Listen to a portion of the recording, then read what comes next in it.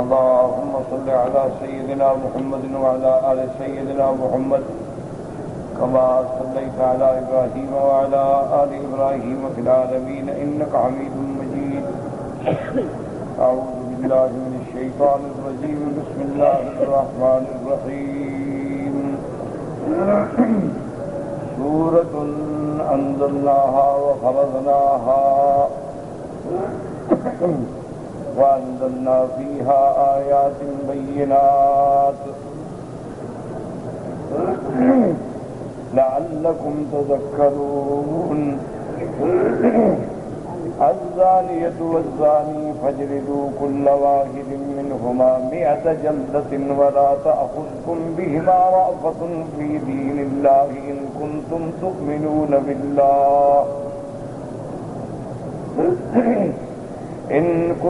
تؤمنون بالله واليوم الآخر وليشهد عذابهما طائفة من المؤمنين. قال المؤلف المفسر رحمه الله تعالى: أدام النفع بعلومه وعلومكم في الدارين آمين. كما قال الإمام مالك: حدثني محمد بن شهاب قال أخبرنا عبيد الله بن عبد الله بن عتبة بن مسعود أن ابن عباس أخبره أن عمر رضي الله عنهم قام فحمد الله وأثنى عليه ثم قال: أما بعد أيها الناس فإن الله تعالى بعث محمدا صلى الله عليه وسلم بالحق وأنزل عليه الكتاب فكان فيما أنزل عليه آية الرجم فقرأناها ووعيناها ورجم رسول الله صلى الله عليه وسلم ورجمنا بعده. فأخشى أن يطول بالناس زمان أن يقول قائل لا نجد آية الرجم في كتاب الله ويذلوا بترك فريضة قد أنزله الله. فالرجم في كتاب الله حق على من زنى إذا أحسن من الرجال ومن النساء إذا قامت البينة أو الحبل أو الاعتراف. أخرجاه في الصحيحين من حديث مالك مطولا وهذه قطعة منه فيها مقصودنا هاهنا. اب مفسر رحمۃ اللہ علیہ قرآن مقدس کی ان آیات مبارکہ کی تفسیر بیان فرما رہے ہیں جس میں اللہ نے زنا کی حد مقرر فرمائی. اب زانی مرد ہے یا عورت ہے اس کی دو حالتیں، یا تو شادی شدہ ہے یا غیر شادی شدہ.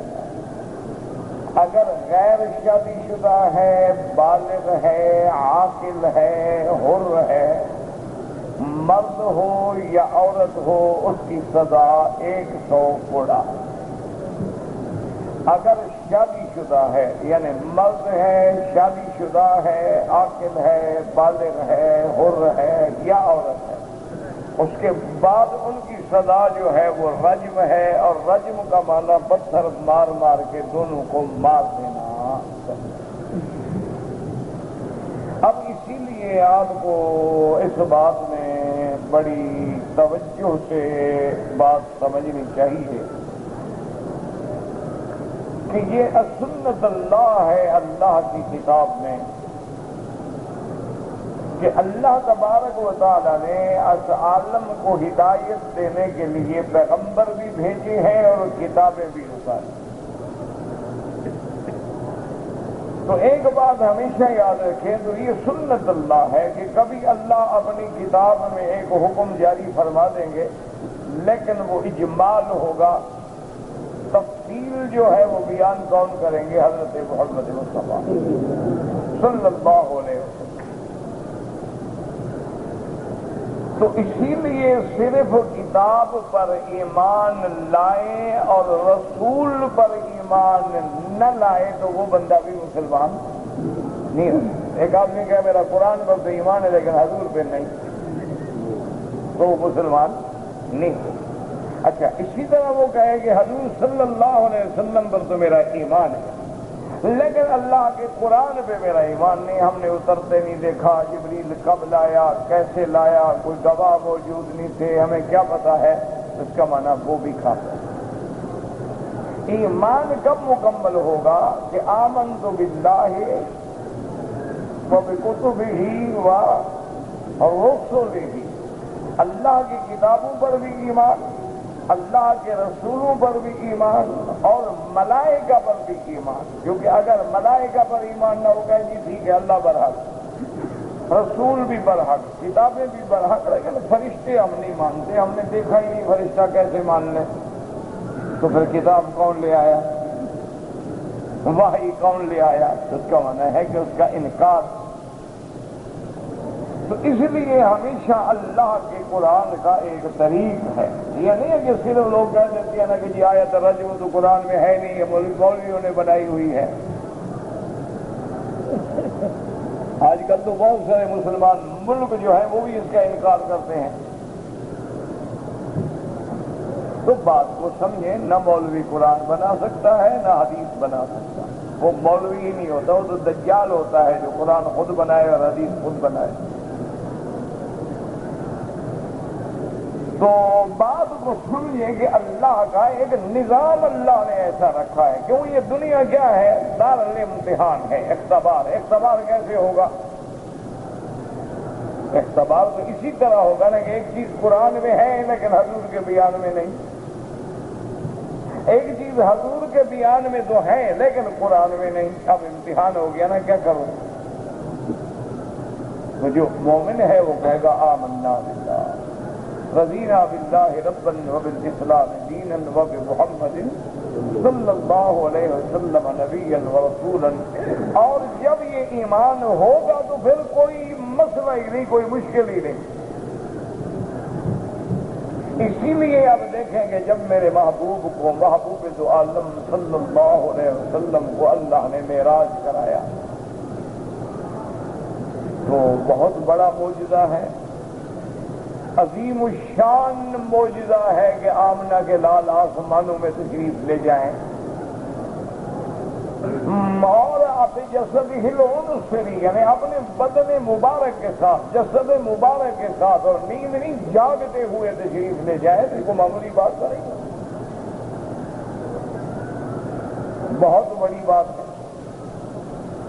آسمانوں پہ جانا، انبیاء سے ملنا، آسمانوں کے دروازوں کا کھلنا، سدرۃ المنتہا پہ جانا، سدرۃ المنتہا کو دیکھنا، پھر اس کے بعد مزید اللہ نے آپ کو بلندی عطا فرمائی، پھر جنت کی سیر فرمانا، یہ معمولی سی بات نہیں تھی، تو بہت بڑا مسئلہ۔ اسی لیے جب عقل کے ماروں کے سامنے یہ مسئلہ پیش ہوا تو ابو جہل کو موقع مل گیا، شور مچا دیا، اور نہ دیکھو ہم نہیں کہتے تھے نعوذ باللہ کے دیوانے ہیں، ہم تو پہلے کہتے تھے کہ بابا اللہ کے نبی نہیں ہے، نعوذ باللہ دیوانے ہیں۔ تو یہ بننے والی بات ہے نا کہ مسجد الحرام سے مسجد اقصیٰ کا 1 مہینے میں بندہ نہیں پہنچتا، اور آپ رات میں چلے گئے اور واپس بھی آ گئے، یہ کوئی عقل کی بات ہے؟ کیسے آپ کے لیے آسمان کھل گئے؟ کس چیز پہ آسمانوں پہ گئے؟ وہ عقل کا غلام تھا، اس کو نبی کی بات سمجھنا،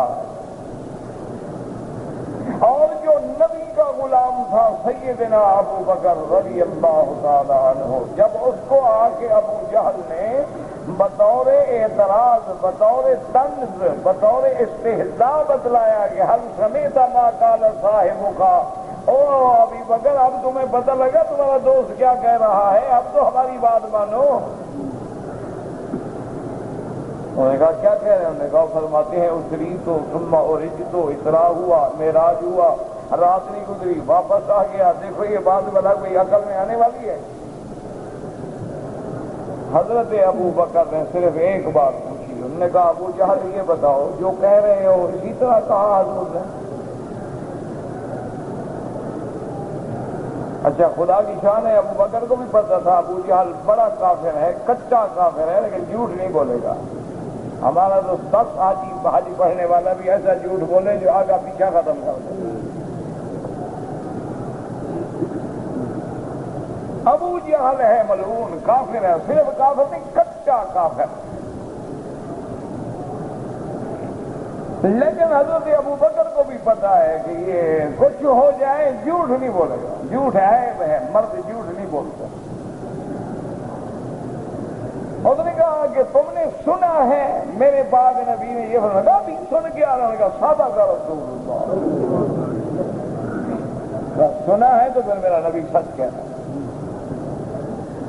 یہ عقل کا غلام تھا، مسئلہ سمجھ نہ سکا، وہ نبی کا غلام تھا، فوراً اللہ نے سینہ کھول دیا. ابو جہل ہکا پکا کھڑا ہے، کہتا ہے مانتے ہو؟ اس نے کہا بالکل مانتے. اس نے کہا ایک رات میں آسمانوں میں ہونے کا ابو جہل دفع ہو جا، تمہیں کیا پتا ہے؟ ہم تو جبریل کا آنا جانا مانتے ہیں، نبی چلا گیا تو کون سی بڑی بات ہے. جب ہمارا جبریل کے آنے جانے پر بھی ایمان ہے کہ وحی لے کے آتا ہے، آسمانوں پہ جاتا ہے، فرشتے آتے ہیں ہمارے نامہ اعمال لے کے آسمانوں پہ جاتے ہیں، اگر فرشتے جاتے ہیں ہمارے نبی پاک چلے گئے تو کیا ہو گیا؟ مسئلہ ہی کوئی نہیں. تو یہی آپ کا بھی اور ہمارا امتحان ہے کہ اگر ہمارے اندر ایمان ہے تو جو نبی نے فرمایا ہے گویا وہ اللہ نے فرمایا، اور جو اللہ نے فرمایا ہے اسی کو میرے نبی نے کر کے دکھلایا ہے. اسی لیے دیکھیں نا کہ عائشہ صدیقہ بنت صدیق زوجہ حبیب محمد مصطفیٰ المبرات من السبا رضی اللہ تعالی عنہا، کیا ایک لفظ میں سارے مسئلے حل کر دیے ہیں. اگر اللہ ہمیں عقل دے دے تو سیدہ عائشہ کا ایک جملہ جو ہے وہ ساری مشکلات کے حل کے لیے کافی ہے. ایسا تو نہیں حضور نے فرمایا تھا کہ دین سیکھنا ہو تو عائشہ سے سیکھا کرو. کوئی بات تو دیکھی تھی نا حضور نے کہ عائشہ دین کو کتنا سمجھنے والی ہے. جب بھی عائشہ سے صحابہ نے پوچھا کہ امہات المؤمنین اخبرینی عن صفت رسول اللہ، سرکار دو عالم کی سیرت کے بارے میں کچھ بیان فرمائیں. فرمایا اما قرأت القرآن، کیا تم لوگوں نے قرآن نہیں پڑھا؟ انہوں نے کہا پڑھا ہے. فرمایا خلقہ القرآن، میرے مدنی کا خلق، اخلاق، سیرت سب اللہ کا قرآن. ایک جملے میں مسئلہ حل کر دیا ہے کہ جو قرآن میں قال ہے وہی میرے محمد مدنی کے افعال و اعمال و حال ہے. میرے مدنی کا ہر عمل جو ہے وہ گویا قرآن میں اللہ کا حکم ہے. تو جس کے دماغ میں یہ بات بیٹھ جائے اس کے لیے نہ رجم سمجھنا مشکل ہے، نہ ہاتھ کاٹنے کی سزا سمجھنا مشکل ہے، نہ 5 نمازیں پڑھنا مشکل ہے. اور جو عقل کے اسیر ہو جائیں، عقل کے غلام ہو جائیں، ان کو یہ مسئلے سمجھ نہیں آتے ہیں. کبھی جہاد اٹک جاتا ہے ان کو، کبھی رجم اٹک جاتی ہے ان کو، کبھی عورتوں کا پردہ اٹک جاتا ہے ان کو، کبھی جناب اسلام کے احکام میں نکاح اٹک جاتا ہے، کبھی طلاق اٹک جاتی ہے، کبھی عدت اٹک جاتی ہے. سمجھ ہی نہیں آتا، عقل کے مارے ہوئے ہیں.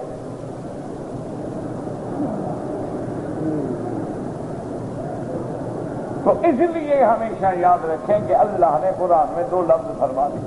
فرمایا وَمَن يُطِعِ الرَّسُولَ فَقَدْ أَطَاعَ اللَّهَ، جس شخص نے میرے رسول کی اطاعت کی اس نے اللہ کی اطاعت کی. تو رسول کی اطاعت کس کی اطاعت ہے؟ اللہ کی. فرمایا وَأَطِیعُوا اللَّهَ وَأَطِیعُوا الرَّسُولَ، اللہ کی بھی اطاعت کرو، اللہ کے رسول کی بھی اطاعت کرو. اسی طرح فرمایا وَمَن يُشَاقِقِ الرَّسُولَ مِن بَعْدِ مَا تَبَيَّنَ لَهُ الْهُدَىٰ وَيَتَّبِعْ غَيْرَ سَبِيلِ الْمُؤْمِنِينَ نُوَلِّهِ مَا تَوَلَّىٰ وَنُصْلِهِ جَهَنَّمَ وَسَاءَتْ مَصِيرًا. ومن یشاقق الرسول، یشاقق شق سے ہے، یعنی میرا مدنی ایک شق میں ہے، تم دوسری شق میں ہو تو پھر جہنم کی تیاری کر لو۔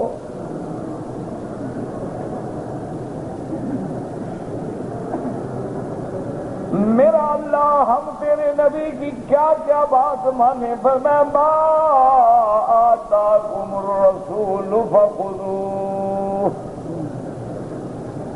وما نہاکم عنہ فانتہوا۔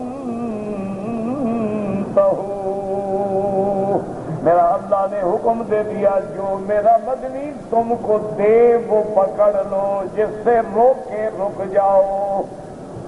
میرا اللہ میرے مدنی تو انسان ہیں، آمنہ کے لال ہیں، عبداللہ کے بیٹے ہیں، عبد المطلب کے پوتے ہیں۔ میرا اللہ بشر ہیں، انسان ہیں، اور بشر میں تو نسیان بھی ہو سکتا ہے، خطا بھی ہو سکتی ہے، اجتہادی خطا بھی ہو سکتی ہے۔ اگر حضور کے ہر حکم کو ہم مانے، اللہ نے فرمایا لا میرے مدنی سے خطا اور صاحب تو ہو سکتا ہے، لیکن ہم اپنے نبی کو خطا پہ قائم نہیں رہنے دیتے، اور اس کا ہر حکم وہ ہوتا ہے جو میں وحی کرتا ہوں۔ وما ينطق عن الهوى إن هو إلا وحي يوحى۔ میرا مدنی اپنی خواہش سے، اپنے خیال سے کوئی حکم جاری نہیں کرتے جب تک میں وحی نہیں کرتا ہوں۔ اس لیے آپ دیکھ لیں کئی معاملات میں جب حضور سے پوچھا گیا کہ یا رسول اللہ، آپ کے صحابی نے ابی لبابہ نے اپنے آپ کو جا کے مسجد نبوی میں ستون سے باندھ دیا ہے، اب مہربانی کریں غلطی تو سے ہو گئی، معاف کر دیں۔ آپ نے فرمایا اب میں معاف نہیں کر سکتا، اس نے اپنا معاملہ اللہ کی عدالت میں پیش کر دیا ہے، اب جب تک اللہ حکم نہ دے اس وقت تک میں معافی نہیں دے سکتا۔ اس لیے ہمیشہ یاد رکھیں کہ آج کل ایک بہت بڑا عالم میں فتنہ پھیلایا جا رہا ہے، قرآن کے خلاف زہر اگلا جا رہا ہے، اور یہ آج کی بات نہیں ہے۔ اگر آپ اس کی تاریخ کھولیں تو لارڈ میکالے جب آیا تھا اس نے اپنی ساری، جب یہ آپ کا جو قانون ہے نا یہ سب اسی نے بنایا ہے، یہ انڈیا ایکٹ جو ہے سارا لارڈ میکالے کا بنا ہوا ہے۔ 1935 میں جو آپ کا انڈیا ایکٹ ہے اور یہ آپ کے تعزیرات ہیں، یہ آپ کی تعزیرات ہند ہے جس میں یہ سارے قوانین ہیں، دفعات ہیں، سارے قوانین کا موجب اصلی جو ہے وہ لارڈ میکالے ہے۔ اس نے یہ سب کچھ بنا کے دے دیا۔ اس نے آخری جو اپنے آقاؤں کو رپورٹ دی نا، اس میں 2 باتیں لکھی ہیں۔ یہ باتیں ہوائی قلعے نہیں ہے، ریکارڈ ہے، رپورٹ ہے، موجود ہے، چھپی ہوئی، کیونکہ انگریزوں کا قانون ہے کہ کسی خفیہ دستاویز پر 25 سال یا 30 سال گزر جائیں تو پھر اس کو اوپن کر دیا جاتا ہے، وہ کھول دیتے ہیں، اب کوئی پڑھے ہوگا ٹھیک ہے 25 سال ہو گئے، اب اس کے کردار یا مر گئے یا وقت ختم ہو گیا، اب اس کے اوپن کرنے میں کوئی حرج نہیں ہوتا۔ تو یہ آج کی بات نہیں ہے۔ تو لارڈ میکالے نے جس نے یہ قانون بنائے اور ایکٹ بنائے، دفعات بنائے، تعزیرات بنائے، اور یہ سارا قانون اس وقت جو آپ کے عدالتوں میں، کورٹس میں چل رہا ہے، یہ سب اس کی مہربانی ہے۔ خود اندازہ کر سکتے ہیں وہ کتنا پڑھا لکھا آدمی تھا۔ اس نے 2 باتیں بتلائیں اپنے آقاؤں کو جنہوں نے اس کو بھیجا تھا، اس نے کہا 2 باتوں کا خیال کرو۔ ایک تو اس نے کہا کہ ہر حال میں انگریزی زبان جو ہے نا اس کو ان ملکوں میں جاری کر دو، انگریزی زبان کا احیاء کر دو، غلبہ کر دو، جو انگریزی پڑھے وہی پڑھا لکھا آدمی ہے، نوکری ملے انگریزی والے کو، عہدہ ملے انگریزی والے کو، جج بنے وہی بنے گا، افسر بنے وہی بنے گا، بیوروکریسی میں آئے وہی آئے گا۔ انہوں نے کہا انگریزی کو ایسا رائج کر دو کہ جو انگریزی نہیں جانتا وہ قرآن کا بڑا مفسر کیوں نہ ہو جائے۔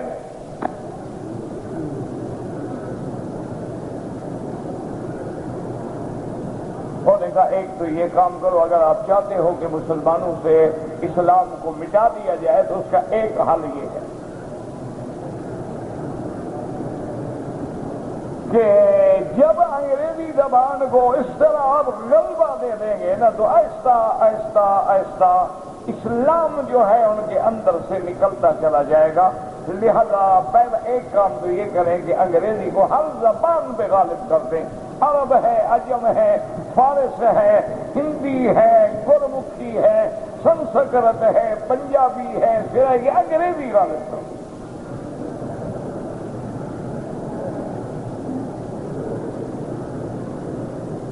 نہیں، ایمان سے ٹھنڈے دل سے ناراض ہونے کی ضرورت نہیں ہے، بڑے غور سے دیکھیں۔ مثلا آپ کے 4 صوبے ہیں، سندھ ہے، پنجاب ہے، سرحد ہے، بلوچستان، ٹھیک، اللہ محفوظ رکھے۔ کس صوبے کی زبان ہے انگریزی؟ نہیں، ٹھنڈے کسی صوبے کی اصلی زبان انگریزی ہے؟ اچھا، اسی طرح آپ آگے چلے جائیں، دلی، مہاراشٹر، آندھرا پردیش، ان سب صوبوں کو دیکھ لیں، ان میں کس کی زبان ہے انگریزی؟ جب تمہارے ملک کی زبان انگریزی نہیں تو تمہاری ہر جگہ انگریزی کیسے آ گئی؟ عدالت میں انگریزی، صدارت میں انگریزی، وزارت میں انگریزی، حکومت میں انگریزی، ڈی سی، کمشنر، یعنی عہدے کا نام جو ہے ڈی سی اردو کا لفظ ہے، commissioner, governor, P M, C M, یہ اردو کا لفظ ہے۔ ایسے ملک ہو تمہیں اپنی زبان کا لفظ آتا ہی نہیں، وجہ کیا ہے؟ وہی سبق ہے، یاد رکھو، وہ جو سبق دیا گیا تھا کہ انگریزی کو ہم نے اتنا غلبہ دینا ہے۔ اب دیکھ لیں مثال کے طور پر ایک آدمی ہے، دورہ حدیث پڑھ لے، وہ نوکری کے لیے جائے، اس کو کوئی کلرک تو کلرک مدرسے کا چپراسی بھی نہیں رکھیں گے، انگریزی نہیں آتی۔ اچھا، ایک آدمی بالکل ٹوٹل ایمان سے فارغ ہو، اس کو وضو کا پتہ نہ ہو، غسل کا پتہ نہ ہو، غسل جنابت کا پتہ نہ ہو، حلال حرام کا پتہ نہ ہو، انگریزی میں اس نے ایم اے کیا ہو، پی ایچ ڈی کیا ہو، ڈبل ایم اے کیا ہو، سی اے کیا ہو، اور اس نے ایم اے کیا ہو، ایم بی کیا ہو، ایم بی بی ایس کیا ہو، اس نے ایم ایس سی کیا، اس کو ملے گی نوکری۔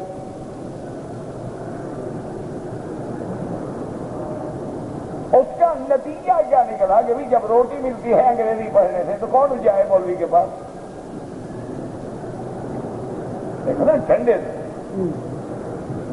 اس لیے آپ دیکھ لیں کہ جتنا ہمارے ملک کی کریم ہوگی وہ کالجوں میں ہوگی اور یونیورسٹیوں میں ہوگی، جو اس سے ایلیٹ کلاس ہے وہ تو ہوگی ہی مشنری سکولوں میں اور کافروں کے مدرسوں میں، تاکہ اور جو بہت ہمارے بڑے لوگ ہیں نا، جب بچہ پیدا ہو تو آیا انگریز لے آتے ہیں تاکہ بچہ جب بولنا سیکھے تو اسی وقت اپنے باپ دادے کی زبان سیکھ لے انگریزی۔ اور دریائے دین سے دھلی ہوئی۔ اس لیے ہمارے افسر جو ہے نا جی، باہر کے ملکوں میں جائیں، کوئی دنیا کے ملک کا آدمی جو ہے کبھی بھی آپ جائیں جرمن، انگریزی جانتا ہے نہیں بولے گا، اپنی زبان میں تقریر کرے گا۔ کوئی دنیا، ایک ہم ہیں جب جائیں گے انگریزی بول کے ہم سمجھائیں گے ہم بڑے پڑھے لکھے ہیں۔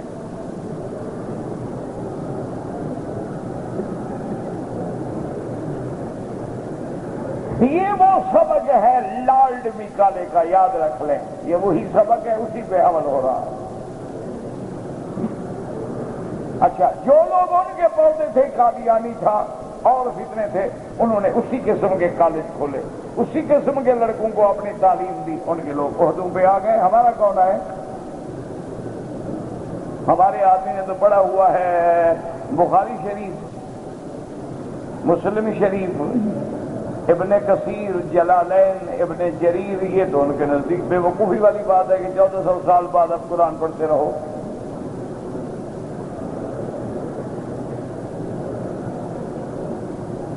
اچھا، ایک سبق اس نے یہ پڑھایا، یاد رکھو، اس میں ایمان سے کہو، اس پہ عمل ہو رہا ہے یا نہیں ہو رہا؟ ملک مسلمان کا ہو، زبان کافر کی ہو، حد ہو گئی نہیں ہو۔ کسی عرب ملک میں چلے جاؤ، بینک کا کاروبار دیکھ لو انگریزی،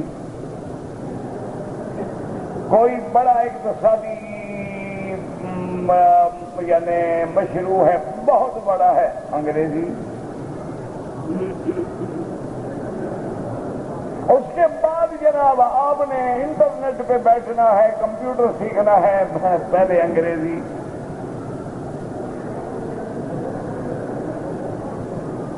بخاری شریف پڑھ کے انٹرنیٹ کمپیوٹر چلا لو گے، اس لیے وہ کہتے ہیں نا ملا جاہل ہوتے ہیں۔ انگریز نے لکھا ہے کہ کوچوان جو ڈانگا چلاتا ہے اس کا تو 6واں نمبر ہے، مولوی کا اس کے بعد نمبر ہے، یعنی وہ کوچوان سے بھی گرا ہوا ہے۔ ان سے پوچھا کہ کیوں نے کہا کوچوان کے بعد لائسنس تو ہے نا، اس کے بعد کوئی لائسنس نہیں ہوتا نا، اس کی کیا حیثیت؟ اس کے پاس کمیٹی کا لائسنس تو ہے نا ڈانگا چلانے کا، مولوی کے بعد وہ بھی نہیں۔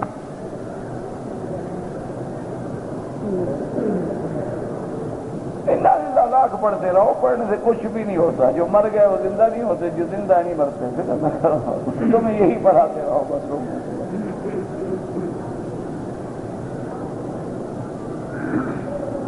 اب جناب دوسرا سبق اس نے پڑھایا، اس نے کہا دوسری چیز کا خاص خیال رکھو، جب تک یہ دین کے مدرسے رہیں گے اسلام ختم نہیں ہوگا۔ انہوں نے کہا چونکہ یہ ایسی نرسری ہے کہ پودے لگتے رہتے ہیں، ہر سال 2، 4، 5، 10، 20، 25، کہیں سے قاری نکل گئے، کہیں سے عالم نکل گئے، کہیں سے خطیب نکل گئے، کہیں سے مولوی نکل گئے، کہیں سے مبلغ نکل گئے۔ تو اگر 1000 مدرسہ اور ہر مدرسہ 5 آدمی بھی چلو سال میں پیدا کرے تو 5000 کی نرسری تو پیدا ہو رہی ہے، تو بوٹے پیدا ہو رہا ہے، تو بات ختم کیسے ہو؟ یہ 1935 سے بھی پہلے کی باتیں اسے لکھی ہوئی ہیں، آج تو اسی وہ پرانی باتوں کو دہرایا جا رہا ہے۔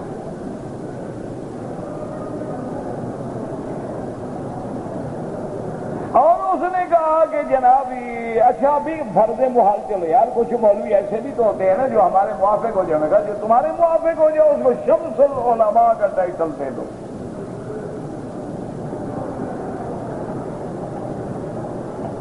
اور جو پیر ہمارے ساتھ مل جائے گا اس کو مخدوم کا لقب دو، اور جو نہ بھی رہے گا چھوڑو قریشی یار، بھیک مانگنا دفع کرو۔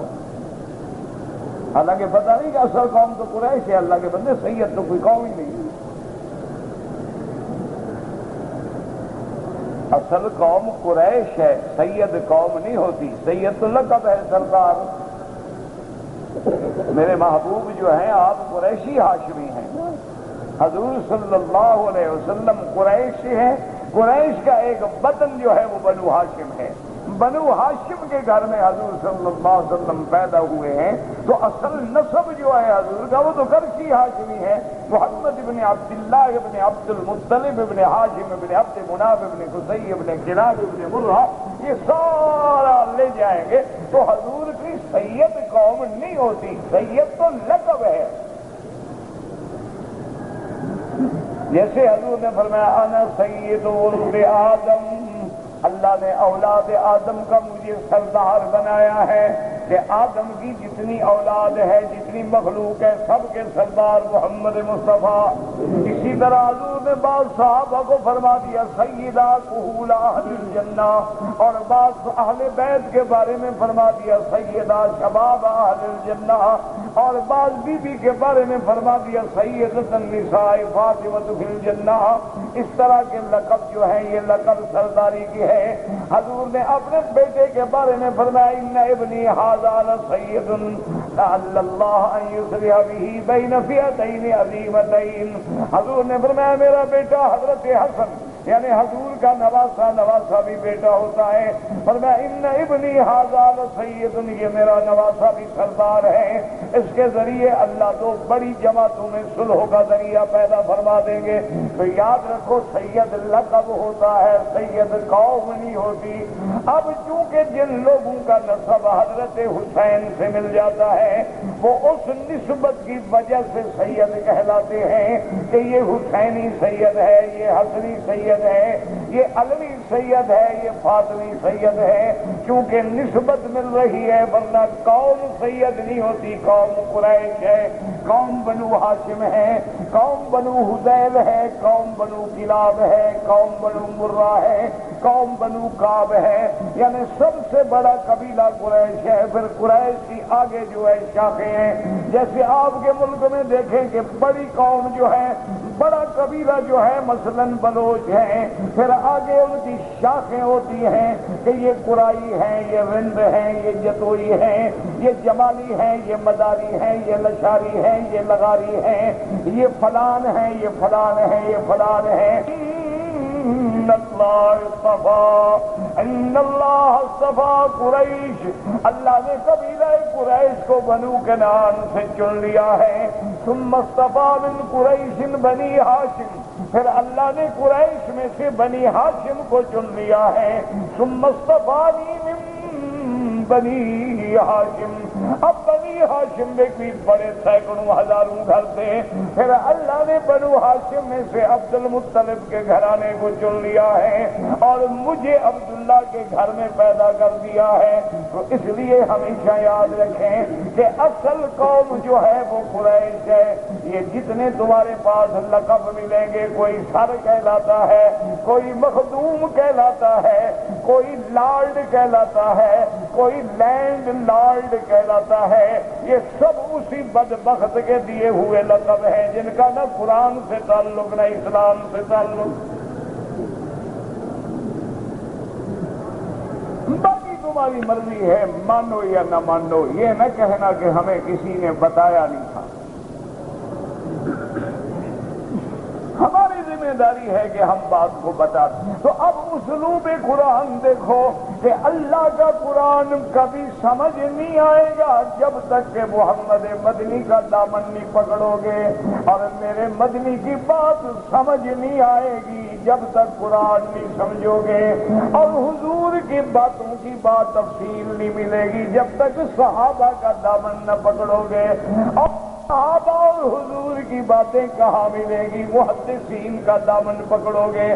وہ بخاری مسلم نسائی ترمذی لکھ کے سارے فرمان جمع کر دیں گے، اور ان کے اندر جو احکام ہیں، جو مسائل ہیں، وہ سمجھ نہیں آئیں گے جب تک ائمہ اربعہ فقہا کا دامن نہیں پکڑو گے، اور فقہا کی باتیں سمجھ نہیں آئیں گی جب تک علماء حقہ کا دامن نہیں پکڑو گے. یہ ایک کڑی ہے جو جڑی ہوئی ہے. جہاں ایک کڑا ٹوٹ گیا بس آپ ٹوٹ گئے. ہمیشہ ایک اصول رکھیں کہ سلسلہ، جیسے وضو ہے، وضو نہ ہو تو نماز نہیں، پانی نہ ہو تو وضو، پانی ہے پلید ہے تو وضو نہیں، عورت ہے حیض ہے پانی بھی ہے لیکن وضو بھی کرے تب بھی نماز نہیں. ایک سلسلہ ہے جو جڑا ہوا ہے. طہارت ہوگی تو صلاۃ ہوگی، صلاۃ ہوگی تو جماعت ہوگی، جماعت ہوگی تو مسجد ہوگی، اور اس کے بعد پھر اللہ کی طرف توجہ ہوگی، قرات قرآن ہوگی، رکوع ہوگا، سجود ہوگا. اب اگر نماز میں سجدہ چھوڑو تو نماز نہیں، رکوع چھوڑو تو نماز نہیں، قرات چھوڑو تو نماز نہیں، اگر واجبات چھوڑو تو سجدہ سہو ہے. جیسے نماز کے احکام جڑے ہوئے ہیں، اسی طرح اللہ تبارک و تعالیٰ کے احکام بھی ایک دوسرے سے جڑے ہوئے ہیں. اگر نبی کا انکار کرو گے تو قرآن کا انکار ہے، اور قرآن کا انکار کرو گے تو گویا نبی کا انکار ہے. یہ لازم و ملزوم ہے. جب یہ دماغ میں بیٹھ جائے تو پھر اللہ کا دین سمجھنا کوئی مشکل نہیں. اور اگر یہ باتیں سمجھ نہ آئے تو پھر تو بڑا مشکل ہے، پھر تو عقل لڑانا پڑے گا. پھر تو اور جب عقل لڑاؤ گے کہتے ہیں جی بات تو ٹھیک ہے، مولوی صاحبان بھی ٹھیک کہتے ہیں، لیکن دیکھیں نا جی موجودہ دور کے حالات کے مطابق یہ بات عقل میں نہیں آتی۔ پہلے فیصلہ کرو کس کے عقل کو ہم مانیں، عربی عقل ہو، عجمی ہو، فارسی ہو، ہندی ہو، سندھی ہو، کس کا عقل؟ پہلے عقل کا فیصلہ تو کرو نا۔ اچھا ہم نے ایک آدمی کے عقل کو اپنا حکم مان لے، وہ پاگل ہو جائے، پھر ہم کیا کریں؟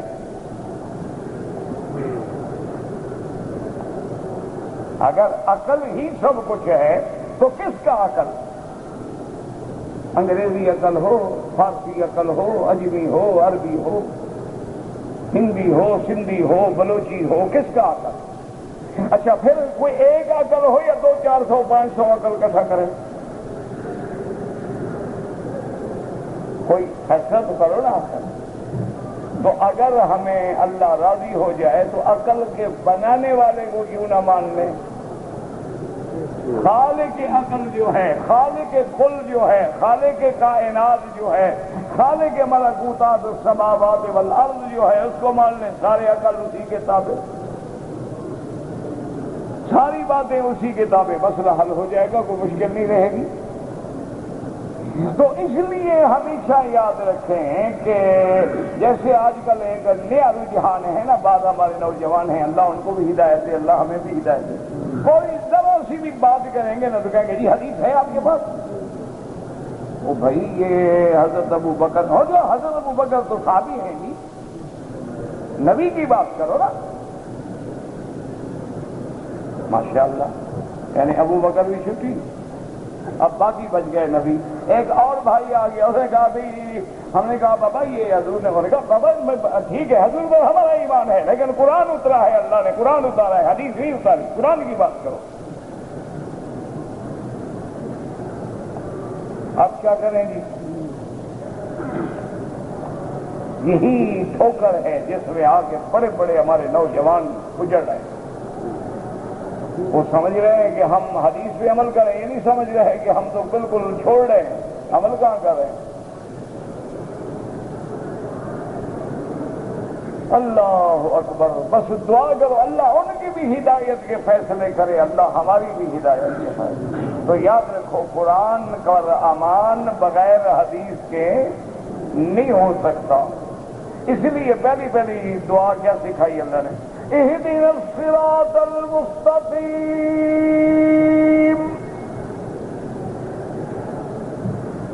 صراط الذین انعمت علیہم غیر المغضوب علیہم ولا الضالین۔ اللہ ہمیں سیدھی راہ دکھا۔ اچھا بس کافی تھی سیدھی راہ، لیکن آگے قرآن کیا کہتے ہیں؟ صراط الذین، اللہ ان لوگوں کا راستہ جن پہ تو نے انعام کیا ہے، صراط الذین انعمت علیہم، جب ہم نے دعا مانگ لی کہ صراط المستقیم، اللہ ہمیں سیدھی راہ سجا، سیدھی راہ دکھلا، سیدھی راہ کی ہدایت فرما، سیدھی رستے پہ چلا۔ کافی ہو گیا، بس صراط مستقیم مل گئی تو بات تو پوری ہو گئی نا۔ لیکن اللہ نے فرمایا نا صراط الذین انعمت، ان لوگوں کا رستہ، ان لوگوں کی سڑک جن پہ تو نے انعام کیا ہے، میرا اللہ ان پہ جن پہ انعام کیا وہ کون لوگ ہیں؟ قرآن نے دوسری جگہ وضاحت کر دی، اولئک مع الذین انعم اللہ علیہم من النبیین والصدیقین والشہداء والصالحین وحسن اولئک رفیقا، یعنی وہ لوگ جن پہ تیرا انعام ہے ان میں سب سے اعلیٰ درجہ نبی، نبی کے بعد صدیق، شہداء، صالحین، انہی کی سنگت اچھی ہے، باقی تو سب کی سنگت نقصان دہ ہے۔ وحسن اولئک رفیقا، اس لیے اب جو لوگ صرف کتاب اللہ کو پکڑ بیٹھے لیکن رجال اللہ کو چھوڑ دیا، وہ بھی راستے سے بھٹک گئے۔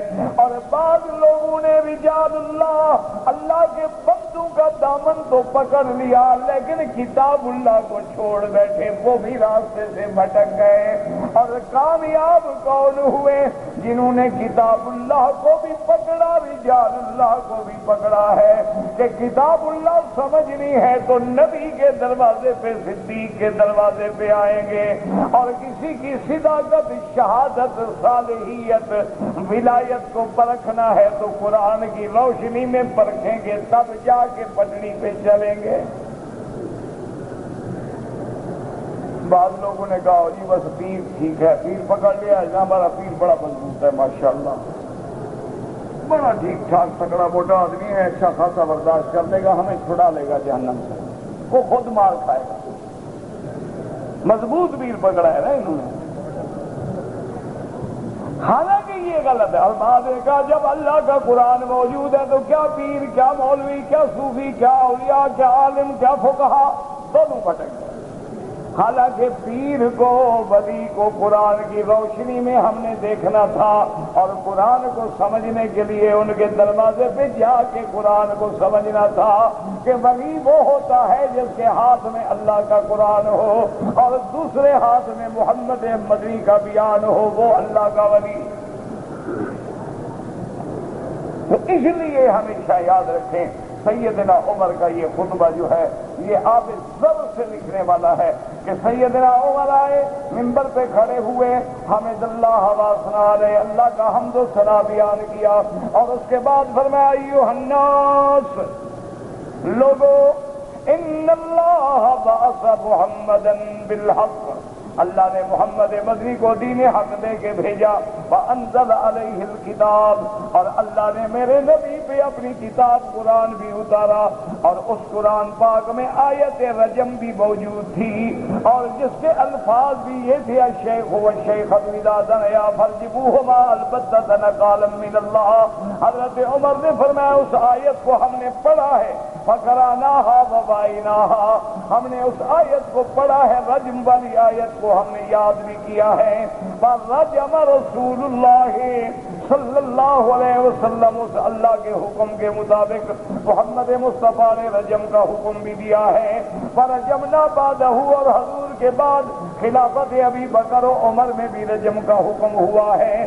فرمایا فاخشى ان يطول بالناس زمان، مجھے ڈر ہے کہ جب لوگ زمانہ دور ہوتا چلا جائے گا، وقت زیادہ گزر جائے گا، لوگ حضور کے زمانے سے دور ہو جائیں گے، ان یقول قائل، کہ کوئی بندہ اٹھے گا وہ کہے گا لا نجد آیت الرجم فی کتاب اللہ، اللہ کے قرآن میں چونکہ رجم کی آیت نہیں ہے اس لیے ہم نہیں مانتے۔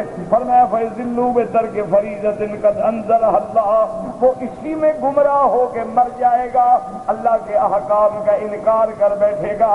فرمایا یاد رکھو فالرجم فی کتاب اللہ حق، اللہ کی طرف سے رجم کی سزا جو ہے وہ حق ہے۔ الا من زنا اذا احسن من الرجال ومن النساء، مرد ہو یا عورت ہو، شادی شدہ ہو تو رجم ہوگا، لیکن کب ہوگا؟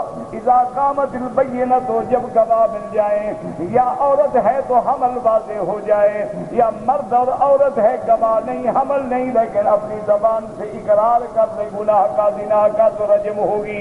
اخرجہ فی الصحیحین، اور یہ خطبہ اور یہ فرمان حضرت عمر کا امام بخاری اور امام مسلم رحمۃ اللہ علیہ نے بڑی مفصل اور مطول حدیث میں نقل فرمایا ہے۔ اس لیے مفسر فرماتے ہیں ہم نے ایک ٹکڑا نقل کیا ہے کہ ہمیں یہی ضرورت تھی۔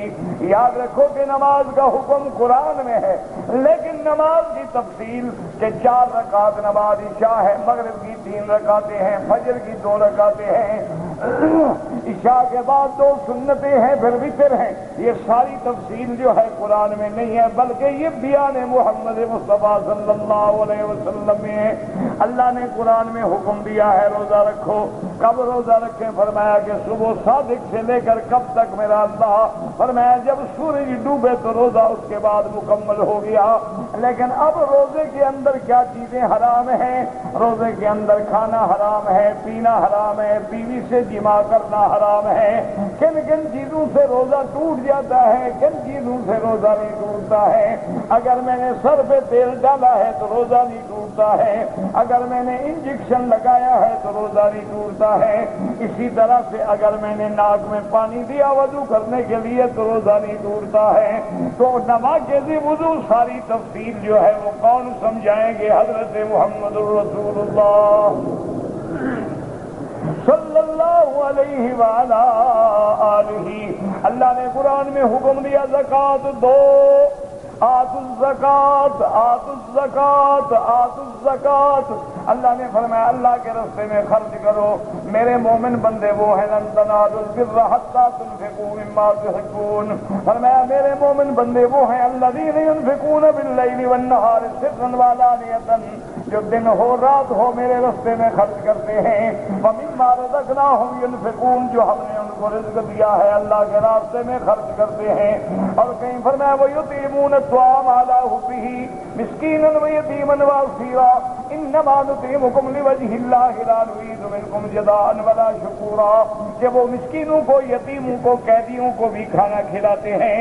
اور کہیں فرمایا إِنَّمَا الصَّدَقَاتُ لِلْفُقَرَاءِ وَالْمَسَاكِينِ، صدقات کے حقدار کون ہیں؟ غریب ہیں، مسکین ہیں، عاملین ہیں، مؤلفۃ القلوب ہیں اور مسافر ہیں، اور اسی طرح جن کی گردنیں پھنسی ہوئی ہیں ان کی گردنوں کو چھڑانا ہے۔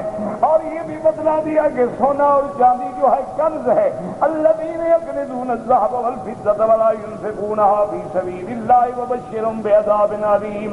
لیکن سونے کا نصاب کیا ہے؟ چاندی کا نصاب کیا ہے؟ سال گزرنے کا مسئلہ کیا ہے؟ اگر 40 بکریاں ہیں تو کتنی زکوٰۃ ہے؟ اگر 100 اونٹ ہے تو کتنی زکوٰۃ ہے؟ اگر 200 بھیڑیں ہیں تو کتنی زکوٰۃ ہے؟ اگر 200 دمبا ہے تو کتنی زکوٰۃ ہے؟ یہ ساری تفصیل کون بتلائیں گے؟ حضرت محمد الرسول اللہ۔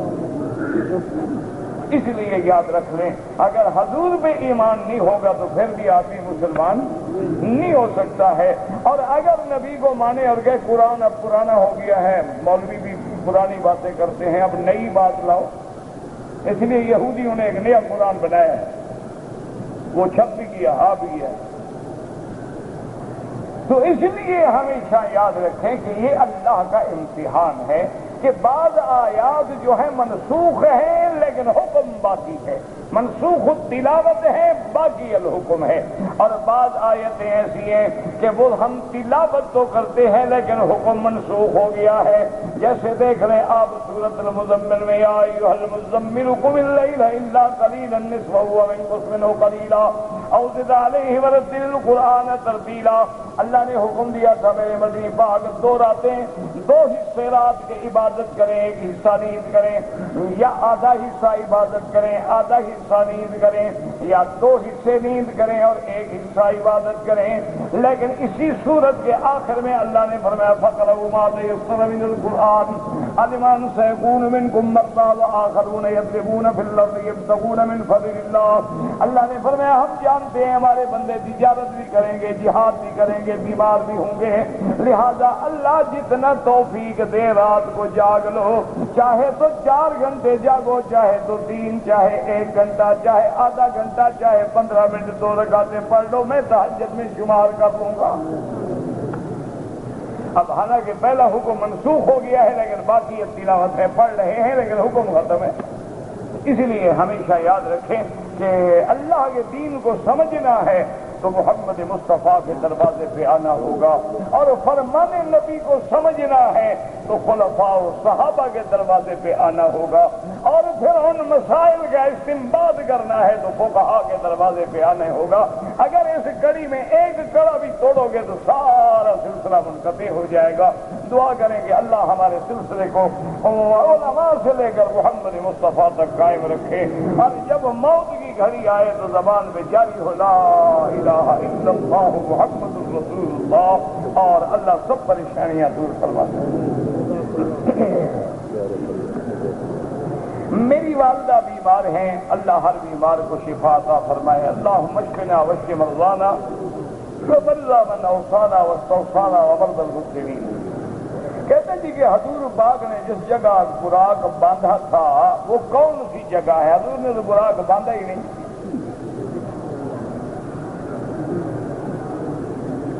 نہ حضور باغ معراج پہ جا رہے تھے یا براق باندھنے گئے؟ براق تو جبریل نے باندھا تھا، اس کی ڈیوٹی تھی، وہ غلام تھا، وہ خادم تھا، نبی پاک کیوں باندھے؟ اور وہ جناب بیت المقدس میں ہے، آپ وہاں جائیں تو انشاءاللہ نشان بھی مل جائے گا، یعنی کعبے کے بعد اس کو اس نشان کی زیادہ ضرورت۔ اب کیا کرو؟ اللہ ہدایت دے۔ منتظم پہ جو کھڑے ہوں نا تو وہاں کھڑے ہو کے بھی دعا کرتے ہیں، پیران پیر تیری مہربانی، تو نے ہمیں یہاں بھیجا۔ اس کا کوئی علاج ہے؟ بس دعا کرو اللہ ہدایت دے۔ اور کیا کہ ملتزم پہ کھڑا ہے، خدا کے دروازے پہ کھڑا ہے، بھیجا پیران پیر نے۔ اچھا مکے آئے، عمرے پہ آئے، حج پہ آئے، بڑے پڑھے لکھے لوگوں سے بھی پوچھا، اچھا جی ماشاء اللہ الحمدللہ، کہتے ہیں نہیں جی حضور نے بلایا ہے، خط بھیجا ہے حضور نے۔ خدا کا خوف کرے، تمہیں اللہ نے نہیں بلایا، حضور نے۔ اس سے بڑا شرک ہے کوئی؟ حضور سے بلاوا آیا ہے ماشاءاللہ یار، بڑے خوش قسمت ہو۔ اور یہ بھی حضور نے فرمایا داڑھی مڈا کے آنا، سگریٹ پیتے ہوئے آنا۔ کوئی شرم کرو۔ انا للہ و انا الیہ۔ خدا کے بندے حج پہ بلائیں یا مدینے کی حاضری کی توفیق دیں، وہ دینے والا بلانے والا کون ہے؟ کس کے حکم پہ بلایا گیا؟ وَأَذِّن فِي النَّاسِ بِالْحَجِّ۔ اللہ نے فرمایا ابراہیم آواز دو، لوگوں کو بلاؤ میرے گھر کے حج کے لیے۔ تو حکم دینے والا کون ہے؟ اللہ کو چھوڑ کے کہا، اور صحیح حضور نے بلایا ہے، مدینے سے بلاوا آیا ہے ماشاءاللہ۔ آپ دیکھو جی سبحان اللہ، جی وہ بلاوا ہمیں ذرا پڑھواؤ تو صحیح، لکھا عربی میں ہے کس زبان میں؟ لا حول ولا قوت۔ اور کہیں تو کہتے ہیں جی وہابی ہیں، نبی کو نہیں مانتے۔ اس میں نبی کے نہ ماننے والی کیا بات ہے؟ یہ تو تم قرآن کو نہیں مانتے۔ قرآن کہتا ہے اللہ نے بلایا ہے، تم کہتے ہو نہیں نبی نے بلایا ہے۔ اچھا نبی پاک جب حج کرنے آئے ان کو کس نے بلایا؟ ہاں جی کیا کیا؟ نہیں حضور پاک نے حج کیا نہیں کیا، تو حضور کو کس نے بلایا؟ پیران پیر کو کس نے بلایا؟ یا پھر اللہ نے یہ فیصلہ کر دیا ہوگا کہ نبی پاک آپ کو تو میں بلا لیتا ہوں، باقی کو آپ بلاتے رہنا۔ انا للہ، یعنی ایسی باتیں کہہ دیتے ہیں اور عجیب بات۔ اچھا کہہ دو بھی ماشاءاللہ اللہ نے آپ کو حج نصیب کیا، بس پیر کا کرم ہے، یعنی اللہ کا کرم ہی نہیں ہے ہی پیر کا کرم۔ یہ شرک تو میرے خیال میں ابو جہل کو بھی نہیں آتا تھا کہ ہر بات میں اللہ کو چھوڑ کے غیر کی طرف نسبت کریں۔ وہ ہر بات میں اللہ کو مانتے تھے، وہ کہتے تھے یہ بس اللہ تک پہنچانے کا ذریعہ ہے، یہ نہیں کہ خدا کو نہیں مانتے تھے۔ خدا کو نہ مانتے خدا کا کعبہ بناتے۔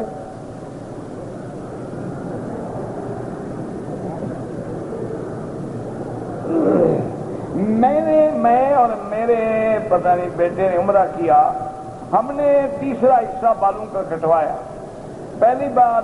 بہرحال اگر آپ نے تیسرا حصہ کٹوایا ہے آپ پہ جرم کوئی نہیں، لیکن جو بعض ہمارے پٹھان بھائی کرتے ہیں نا، عمرہ کرنا ہو نا تو وہ سر کو تقسیم کر دیتے ہیں ماشاءاللہ اچھی طرح، ایک حصہ پہلے عمرے میں، دوسرا دوسرے عمرے میں، تیسرا تیسرے عمرے میں، چوتھا چوتھے عمرے میں، ایک سر سے 4 عمرے کا رگڑا ہو گیا اور اس طرح بھی ہو گیا۔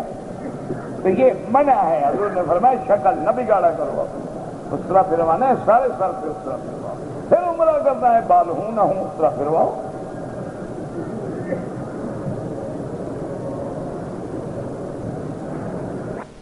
میں انگلینڈ میں رہتا ہوں، وہاں بال کٹوانے کی جگہ بہرحال آپ نے بال کٹوائے ہیں، آپ کا عمرہ ٹھیک ہو گیا۔ بس تنگ دستی دور کرنے کے لیے سب سے بڑا وظیفہ ہے استغفار۔ جتنا زیادہ استغفار پڑھو گے اتنا اللہ رزق میں برکت دیں گے۔ اللہ کے قرآن کا خود حکم ہے فَقُلْتُ اسْتَغْفِرُوا رَبَّكُمْ إِنَّهُ كَانَ غَفَّارًا يُرْسِلِ السَّمَاءَ عَلَيْكُمْ مِدْرَارًا وَيُمْدِدْكُمْ بِأَمْوَالٍ وَبَنِينَ۔ والدہ ولی بن سکتی ہے، یعنی نکاح میں والد نہ ہو، پھر بھائی ہے، چچا ہے، کوئی نہ ہو تو پھر والدہ ہے یا قاضی ہے۔ وطر میں دعائے قنوت جو ہے وہ فرض نہیں ہے، واجب ہے۔ وہ بھی واجب امام ابو حنیفہ رحمۃ اللہ علیہ کے نزدیک ہے، امام احمد بن حنبل رحمۃ اللہ علیہ کے نزدیک سنت ہے۔ کیا مانا؟ یعنی ان کے نزدیک اگر کوئی آدمی دعائے قنوت نہ پڑھے وطر ہو جائیں گے، لیکن امام ابو حنیفہ فرماتے ہیں دعائے قنوت نہ پڑھے تو سجدہ صاف کرے۔ کہتے جی کہ شیعہ سے دوستی رکھے، سنی مر گئے ہیں کیا؟ پہلے سنی اسے تو نبھالو بابا، کسی باطل فرقے سے دلی تعلق نہ رکھو، لین دین معاملات سب سے جائز۔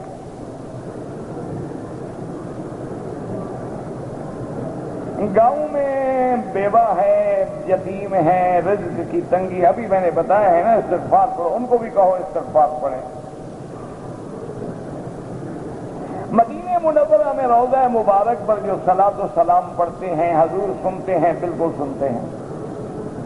ہمارے اعمال حضور پہ پیش ہوں گے، بالکل ہوں گے۔ قُلْ اعْمَلُوا فَسَيَرَى اللَّهُ عَمَلَكُمْ وَرَسُولُهُ وَالْمُؤْمِنُونَ۔ قضا نماز کی ادائیگی کے لیے کوئی حدیث ہے؟ حضور کی نماز جب فجر کی قضا ہوئی آپ نے پڑھی یا چھوڑ دی؟ حضور کی نمازیں جو خندق کے موقع پہ قضا ہوئیں آپ نے قضا پڑھی یا کہا استغفر اللہ پڑھ کے چھوڑ دو؟ اگر پڑھی ہے تو اس سے بڑی حدیث کیا ہو؟ اچھا روزہ رکھو تو قضا کرو، نماز کی نہ کرو، ماشاءاللہ۔ یہی مشکل ہے نا، جب آدمی خود سمجھتا ہے نا حدیث قرآن پر، یہی حال ہوتا ہے۔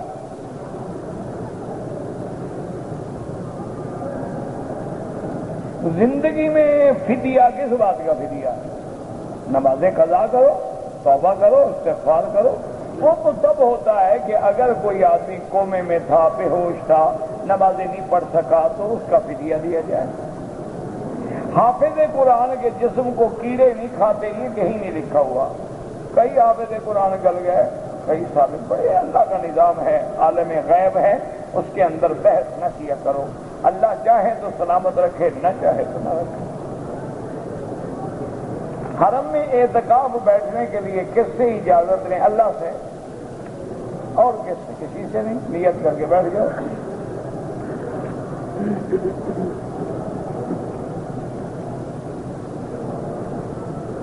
اگر کسی آدمی کی اولاد نافرمان ہے، گستاخ ہے، تو کیا کرے؟ دعا کرو اللہ ہدایت دے، اور ان کو جائیداد سے محروم کر دے، بالکل نہ کرے محروم کرے گا تو خود جہنم میں جائے گا۔ اور فرما بردار ہیں، نالائق ہیں، تمہاری اولاد تو ہیں، جائیداد تو ان کو ملے گی۔ اگر زکوٰۃ کی رقم ایک دفعہ بے وگان کو کٹھی دے دو، وظیفہ بنا دو، تقسیم کر کے دو، یہ تمہاری آسانی جیسے ہو۔ کہتے جی کہ عورت اگر بچے روکنے کے لیے گولیاں کھائے، کوئی وجہ ہو، بیماری ہے، کمزور ہے، 1 سال 2 سال کے لیے وقفہ کرنا چاہتی ہے، وہ جائز ہے۔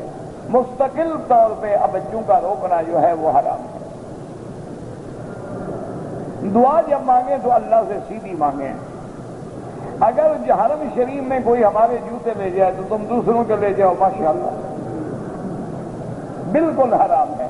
اپنے جوتے تھیلی میں ڈالو، نشانی لگاؤ، محفوظ رکھو، کوئی نہیں لے جائے گا۔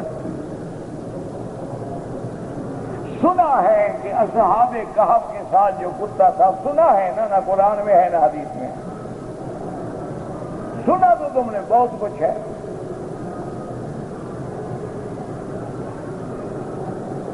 وہ ایک دفعہ لطیفہ ہوا نا، ایک آدمی گاڑی میں بیٹھا ہوا تھا تو کوئی شیعہ نواب تھا لکھنؤ کا، تو بڑا تمطراق، تو کسی نے اس نے پوچھا کہ حضرت آپ کا اس میں گرامی؟ اس نے کہا کہ مجھے قلب علی کہتے ہیں۔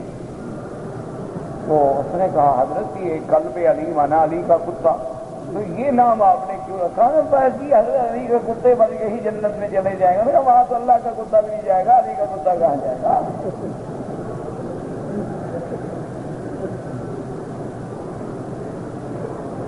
یہ لطیفے ہوتے ہیں، اللہ عالم سچے بھی ہیں یا جھوٹ ہیں، اور لوگ بھی مشہور کر دیتے ہیں، خدا بہتر جانتا ہے حقیقت کیا ہے۔ میں ایمان جگہ بنا چکا ہے، برادری کے در سے اعلان نہیں کرتا، اللہ اس کو ہدایت دے اور اعلان کرنے کی توفیق دے۔ جب تک اعلان نہ کرے اس وقت تک کچھ نہیں بنتا۔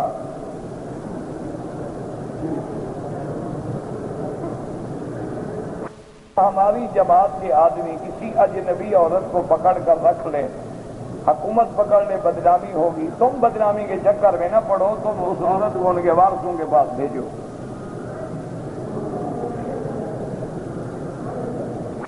فرقے ہیں، ان کے خلاف بات کرنا جو ہے فرقہ واریت ہے، بالکل فرقہ واریت نہیں۔ حضور نے بھی کہا قل یا ایھا الکافرون لا اعبد ما تعبدون، تو فرقہ واریت ہے۔ حضور نے فرمایا اہل کتاب کو کہ تعالوا ندعو ابناءنا، آؤ مباہلہ کریں، تو یہ فرقہ واریت تھی۔ حق کی دعوت دینی ہوگی، باقی کسی کو لڑنا، مارنا، قتل کرنا یہ منع ہے۔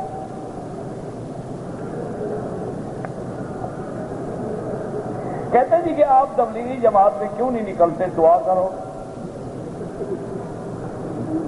کہتے جی کہ بعض تبلیغی جماعت والوں کی شکل تو اچھی ہے لیکن اندر خراب ہے، تمہارے پاس ایکس رے ہیں؟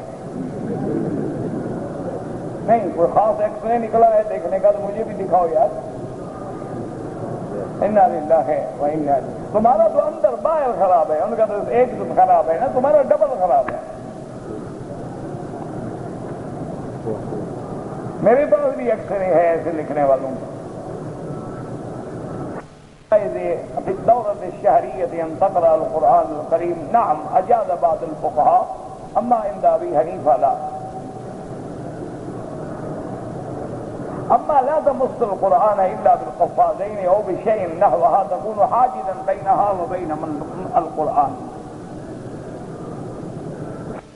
كتبت كلمة أو شيء بقلمها في حالة الدورة الشهرية فجائز إن شاء الله، والله أعلم۔ ایک لیڈی ڈاکٹر ہے کلینک میں، وہاں جو واش روم ہے ایک ہے، اسی سے مرد بھی فائدہ اٹھاتے ہیں، عورتیں بھی۔ تو بعض اوقات وضو نہیں ہوتا تو قرآن یاد پڑھتی رہیں، یا قرآن کھول کے رکھ لیں، ہاتھ نہ لگائیں، دیکھ کے پڑھتی رہیں۔ اگر ہاتھ لگانا بھی پڑے تو کپڑے سے لگا لیں۔